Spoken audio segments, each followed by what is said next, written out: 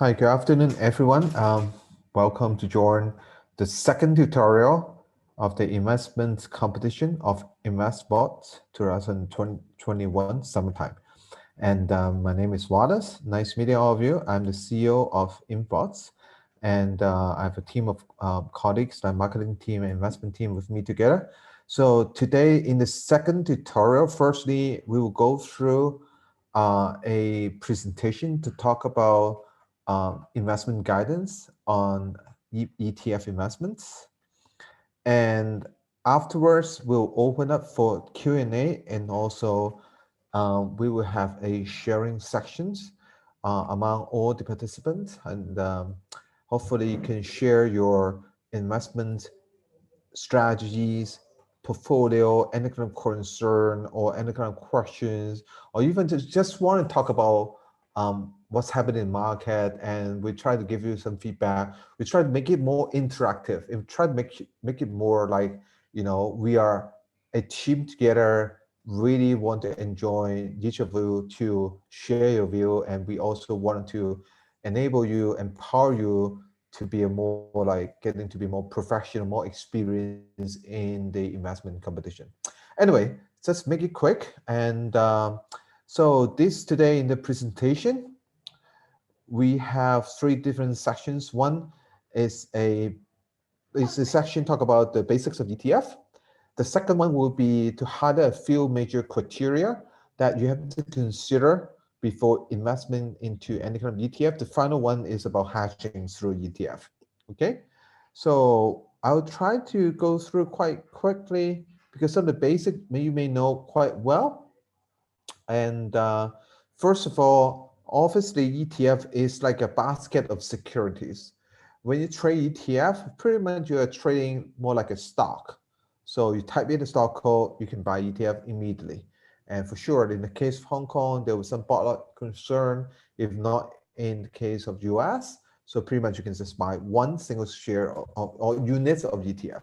Okay, so the ETF pricing will fluctuate like a typical share price, but somehow there could be some synchronization or asynchronization between the underlying basket of asset and also together with the ETF asset price as well.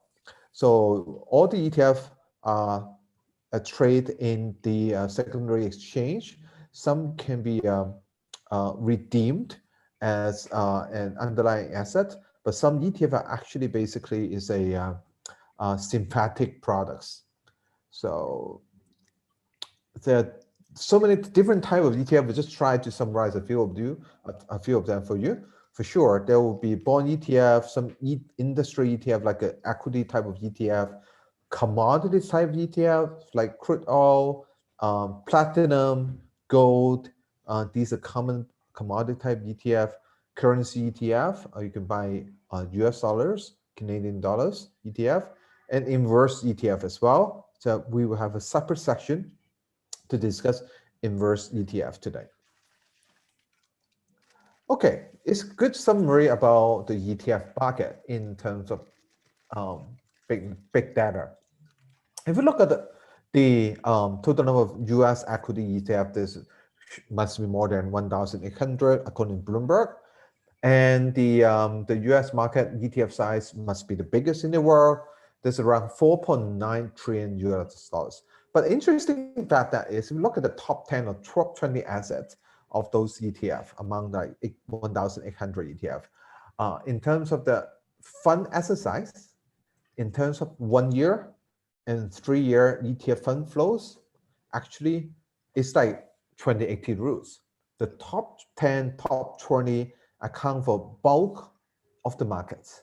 Okay, so that means you have to consider how big of the fund size of these ETF. So like there could be a few S&P ETF. Which one would you select to buy? Obviously the biggest one, and we'll explain in the second section as well. So a bit like a winner's take on market, as you may know, the biggest like a BlackRock, Vanguard, State Street normally account for roughly around 60-70% of the ETF market in the world. So this is some kind of mechanism of the ETF market. There are ETF providers as well as some authorized participants. So basically, the ETF providers will issue the ETF. There will be authorized participants to buy the ETF from those ETF provider, and then to sell it in the secondary market. For sure, that process could be reversed as well. Then when you buy it, the ETF provider have to increase the number of ETF as a unit. Obviously, on the other hand, they have to buy the underlying asset as well. In the reverse process, when you sell S&P ETF, so they will ultimately sell it back to the ETF provider, and the ETF provider, when they receive a block of the ETF, and they will sell the underlying asset. So this is kind of like the mechanism. It's good for your reference for sure. You may learn more from your textbook or from your professor as well. And obviously, there will be different type of ETFs, and there will be mainly two types. One are passive ETF, mostly are index or basket of securities or sub-index, say for example. And their upcoming type of ETF is called active ETF. These are like the ARK, a very popular active ETF that they are managing the ETF money more like a fund managers, but they're more transparent. So when you buy ETF, you have to consider what kind of ETF they are. Obviously, ultimately, it's all depending on your view about the ETF, but then the underlying management mechanism, or you can say the methodology, are quite different. Um, you can also see some of the examples here. I'll just skip it. And for sure, as I say, active ETF in terms of fund flows, I think I saw some like a Bloomberg article saying it's actually growing up a lot. And I'm seeing some mutual fund also converting the fund into active ETFs as well. And this is a quick comparison because active ETF is more transparent and have and charge a much lower fee, and the investment criteria requirement will be lower, and they're more purposing their holdings more on a daily basis. It's actually more popular, whereas like mutual fund, much difficult to sell, and management fee is much higher. And in general, as I say, in the ETF market, it's kind of like winners take all. So when you have a very popular active ETF, likely the size can grow much faster, much easier to sell to everyone. But like mutual fund, you have to sell through maybe private bank or some commercial bank. So the fund size now is actually getting more constrained. So these are the examples that we reference. So we are trying to talk about the pricing mechanism of ETF. Obviously, there are two type of like drivers of the ETF pricing. Number one, ETF itself is also a security. Their demand and supply. So for when the demand increase, for sure ETF price will increase. If not, it's vice versa. On the other hand, there will be underlying assets of the ETF, and all those asset prices keep going up and down. And the net asset value of the ETF will be another drivers of the ETF underlying uh, uh, fundamental value as well. So what we can say is the underlying asset value of the ETF, which they also call NAV, net asset value, not necessarily equivalent to the market price of ETF, because these are two different market mechanisms. So obviously, somehow you can do arbitrage, like, okay, we can buy a basket of asset of ETF, try to mimic what they're trying to do, and trade the ETF on the other hand. Wow, but maybe it's only suitable for institutional investors. But like here, what you have to understand is there will be sometimes ETF trade at the premium or at a discount to the underlying asset. Personally, I'll take it as a good leading indicator about what the professional trying to do. If it's trading at a premium, in fact, that could be a good indication about market have a much higher interest about that basket of assets like S&P. if S&P SPY, which is the biggest S&P ETF, trading as a premium against S&P, which could be a good indicator about the future trend of S&P index as well. So these are, simple explanation mechanism. Okay, so this premium again. Okay, obviously there will be some pros and cons about ETF investments in general. There are more pros, I would say. There you can access to a big basket of industries assets by just buying one single asset, which is ETF. Lower expense ratio, lower commission fee, and easier to achieve risk management through diversification, because ETF is a very diversified basket of asset. And obviously, there will be some cons about management fees, and somehow dividend yield may be lower, slightly lower. That will be something you have to concern.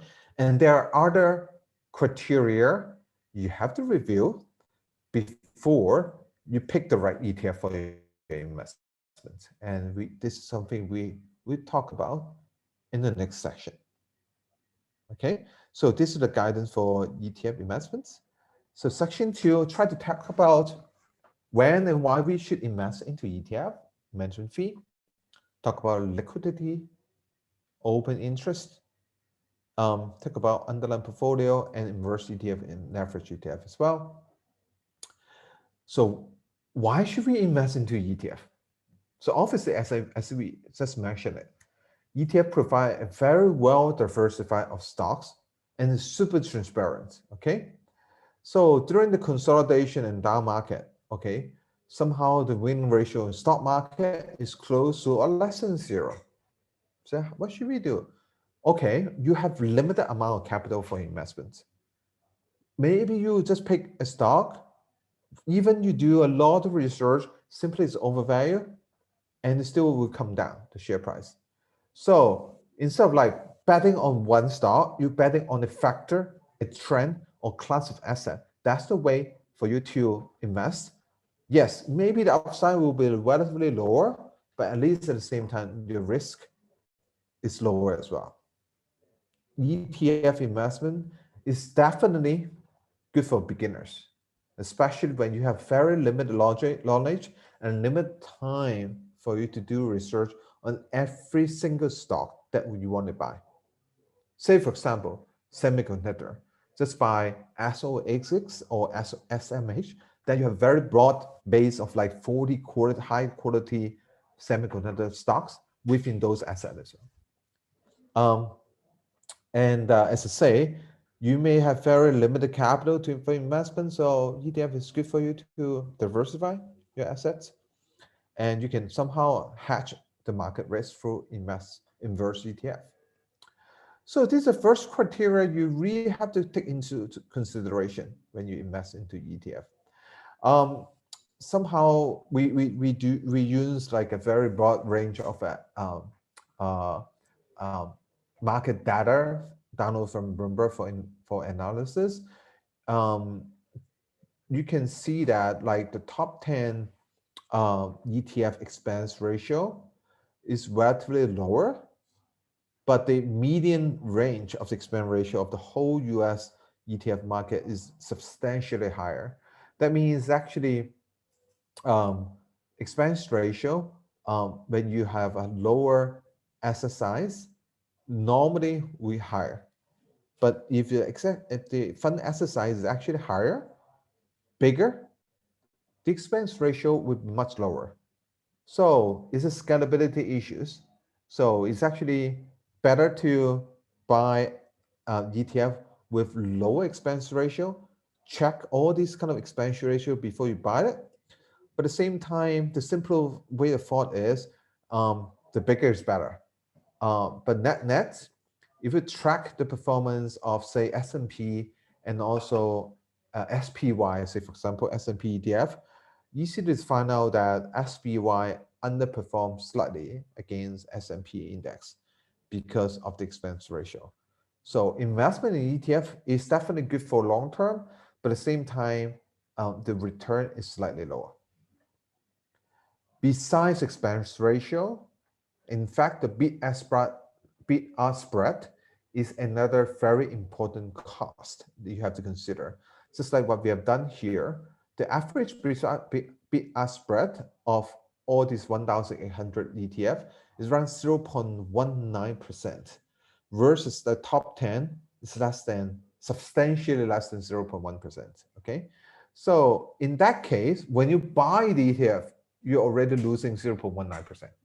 Okay, from that perspective, it's a very high hidden cost you have to add back into your expense ratio for consideration.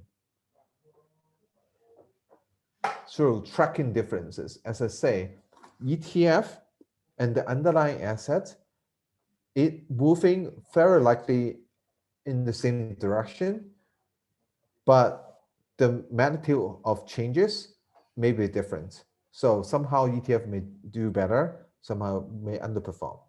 But normally we're going to see some tracking differences among all these kind of ETF. And if you invest ETF for a longer term, these differences will be accumulated. And from that angle, again, it's a simple rule of thumb. Bigger normally will have a scalability kind of advantages. And I would say in general, it's another hidden cost that you have to consider. But in this competition, because it's only lasts for a month, I think the tracking differences will be lower if you buy large scale ETF. But having said that, some of the ETF like here, emerging market fund, some of the tracking error is relatively higher. Well, I don't fully understand the rationale behind. Maybe because of its multiple country issues here, but then you really have to take a look at some of these ETF tracking differences before you make your investment decisions. Well, interesting fact that is some of the ETF are very good for options trading. Even the same type of ETF like S&P, uh, the various type of S&P type of ETF, SPY and IVV. But most of the investors will choose SPY. In particular, if you consider they have a much higher open interest, you expect the liquidity is much higher. But at the same time, because you look at the short interest, likely or not, short potentially near term, like period of time of deviation of the price. So from that perspective, that will be another maybe both plus and minus factors. But I would say, well, this is a page um, applicable for listeners if you are considering to buy options on ETF. If not, I would say just those big ETF, normally I don't see too much differences in terms of the asset value here. Okay, finally, we talk about inverse ETF. So obviously, the market not doing well across pretty much all the market. I'm talking about the equity market. You may want to hedge your portfolio, and buying inverse ETF could be a good consideration. In our competition, you cannot short any equity at the moment, but you can still buy inverse ETF for hedging. But in the more like perfect conditions, if you can move on into the next stage, say August, you can trade on interactive brokers account, then very likely you can short stocks or short the index. So the question is, should we buy inverse ETF or short existing um, index fund? So the case is it's much better to short it rather than to buy inverse ETF, because shorting the index ETF is actually providing higher liquidity, lower bid-ask spread, and then lower tracking differences, lower expense ratio, and also because if you short your the index ETF, your portfolio is basically leveraged or enlarged. Rather, on the other hand, if you buy an invest ETF, it take up your capital. So that's another negative factor. For sure, the only negative factor you have to consider if you short an index ETF is that will incur some incremental interest expenses. So, but in the first stage of the competition, buying inverse ETF is the only viable option. Finally, we are actually allowed you to buy leverage ETF, um, but you may have to consider if you buy leverage ETF. In fact, they're actually much higher tracking error, higher expense ratio. Like this case, SPY, SSO, UPRO, these are all um, short S&P ETF, but like SSO is, I think, 2 times, UPRO is 3 times. So you can see the expense ratio is substantially, oh, sorry, this is the long side, sorry, and this is the bear side. If you long ETF, this is leverage ETF. In fact, the leverage ETF on the long side is already substantially higher than regular ETF. But on the short side, the expense ratio are quite like the same. But if you look at the tracking error on the long side, leverage ETF have a much higher tracking error. And on the bear side, all the inverse ETF have high tracking error. But if you add on leverage into inverse ETF, the tracking error is significant. Okay, that will hurt your performance. But if you have a very high confidence on the market turn, like tomorrow, maybe the market will fall. If you want to take advantage of your market decision, yes, you can buy leverage ETF. But our best advice is you better buy the leverage ETF only like 1 to 2 days before the market trend change, and sell it afterwards. If not, because of super high tracking error, that will hurt your portfolio performance as well. Okay, it's better not to hold more than 1 week. But if you just buy like short S&P, well, I think it's still good. Then we can look at the strategies in the next section afterwards. So this final conclusion about this section is, yeah, ETF investment is good, but it will incur costs. It's about expense ratio, bid-ask spread. Sometimes ETF will trade at a premium, or sometimes trade at a discount to NAV, and there will be tracking differences as well. Okay, this is the final. I would say it's a kind of like observation, which sometimes is negative about ETF investments. So sometimes some ETF investments of ETF securities are forced to buy some high valuation stock.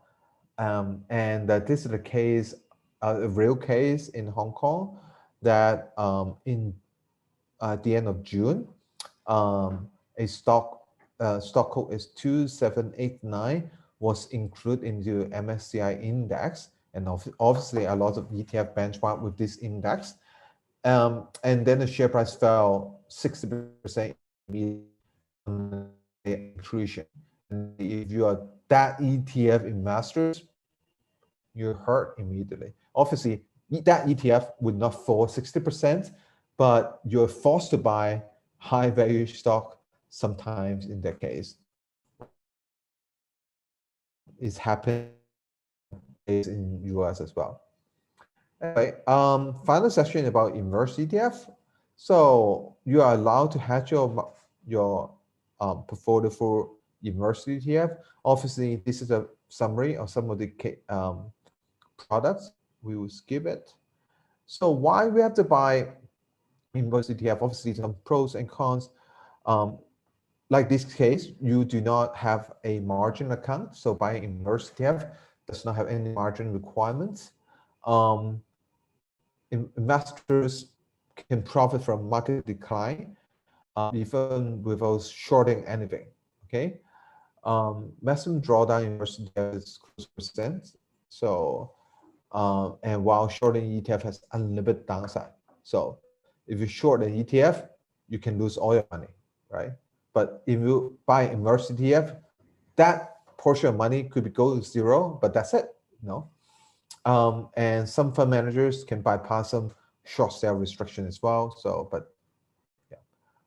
And the cons, as I say, inverse ETF are not good for long-term investments, as these are all derivative contracts and without underlying assets. There's no way to guarantee inverse ETF can match the long-term performance of the index of the underlying assets. And there'll be significant tracking error. So these are some of the cases that we read through, like the Inverse ETF brochure. In you can see Inverse ETF is actually more suitable for one-day investments rather than like long-term. Same case for Dow Jones. Okay, these are the quick comparison between shorting stock and buying inverse ETF. Obviously, the cost of buying inverse ETF is higher. Okay, some case study for consideration. So if you buy a Hong Kong listed inverse ETF like 7300, if you buy since 2019, in fact, the inverse ETF performance is actually quite negative as tracking error is huge.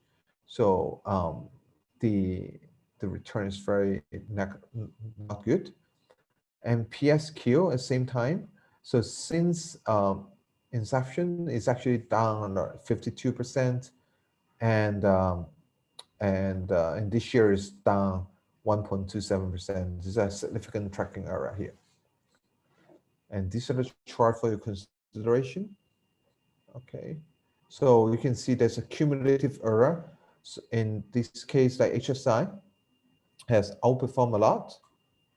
And then if you invert HSI, which is a 0.9, but then inverse ETF is actually significantly underperform even the inverse HSI. So you can see this huge tracking error here. And this is a 5-day cumulative return. And this similar case in the QQQ, I try not to repeat it.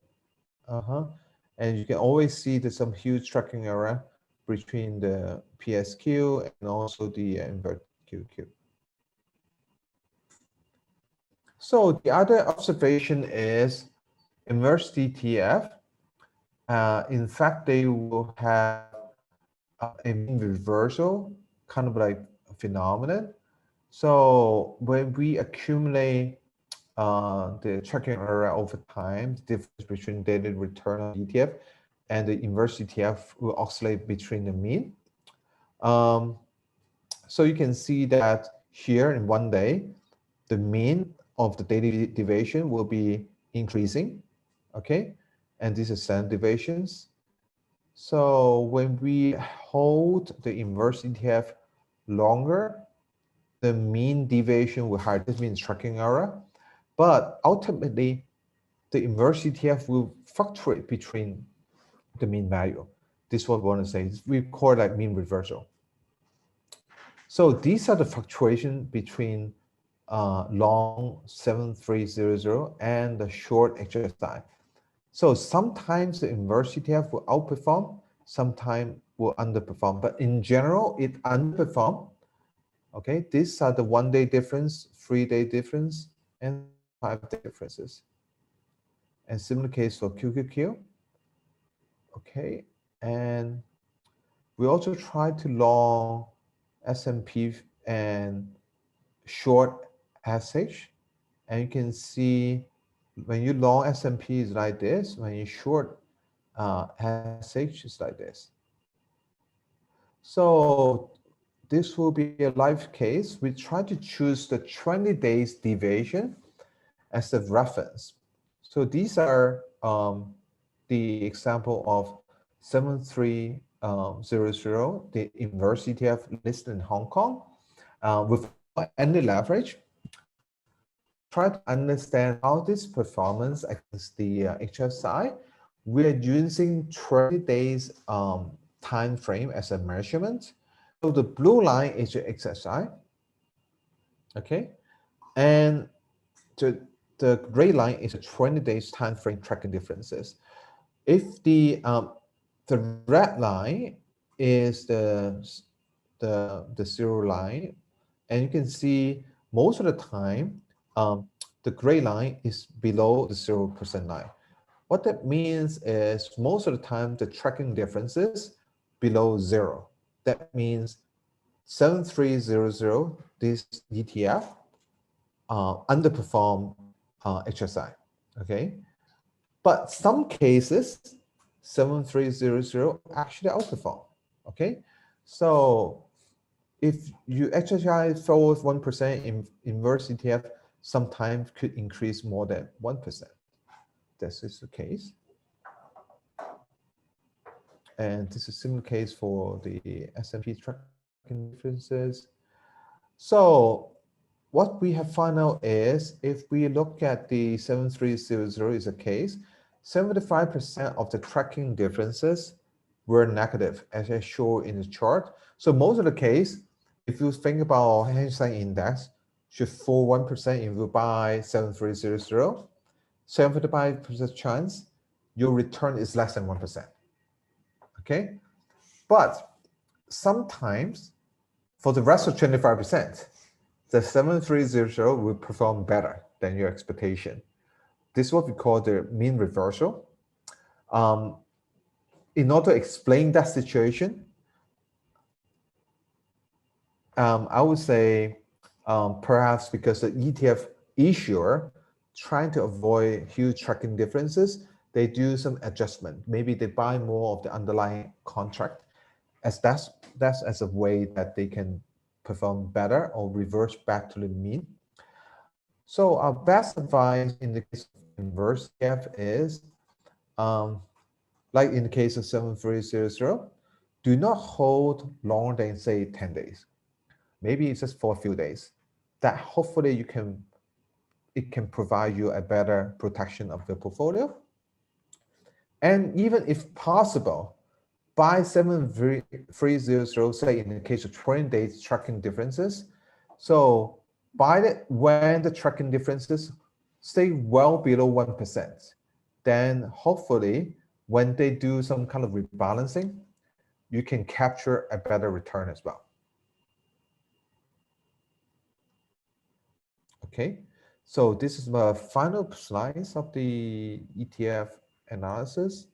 Hopefully it helped on the explanation of the ETF mechanism, as well as some of the consideration you have on the ETF, and finally how to use ETF for Inverse ETF for hedging. Okay,